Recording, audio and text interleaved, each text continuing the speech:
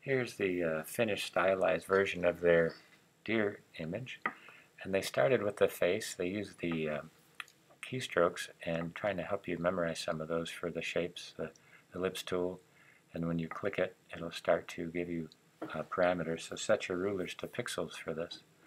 And the eyes, the nose are just circles with different colorings, copying keystrokes for front and back, and then using the reflect tool in order to get the eye flipped, and the shapes using the direct selection tool to create some pieces. So here's kind of using for the eyebrow, just clicking, making a elliptical shape, rounded rectangle.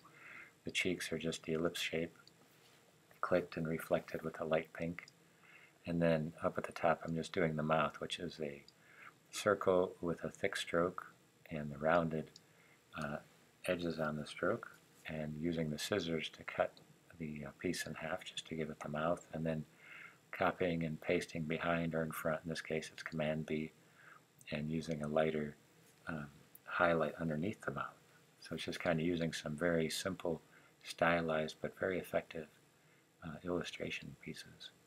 So for the ear, it's just a rounded rectangle with a direct selection tool highlighting the two middle points and then just bumping them over. And then once you have it, you can copy and paste behind and make it a little bit larger for the shadow, and then do the same in front for the pink of the ear, and then 3 circles for the top curly parts.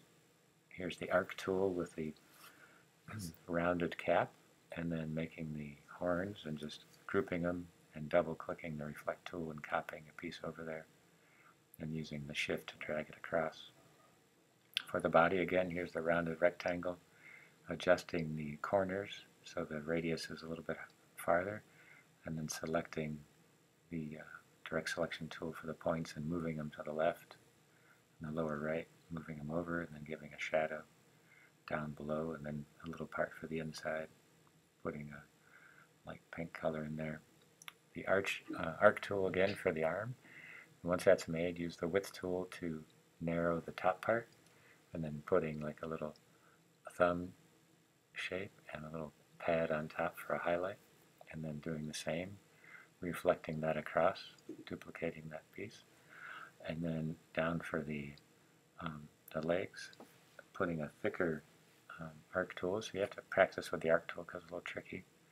And then doing the width tool again, putting a circle on the bottom for the hoof, making it a little bit larger to give you a point size, and then using the shape builder to clip it, and using the triangle shape as well with the shape builder to clip that section.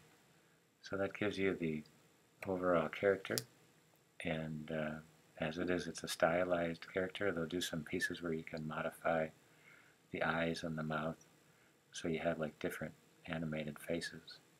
And it's duplicated, so when you start to create an animation, you can just simply replace them. And it gives you a nice, easy way to illustrate it and also make the animation. So here I'm just going to rotate it or place it in there so I can take a screenshot, but just take a look at the design. Just select it, move it over a little bit, hitting the Command R to get rid of the rulers, the F key to change the stroke layout, and there you have the whole finished piece.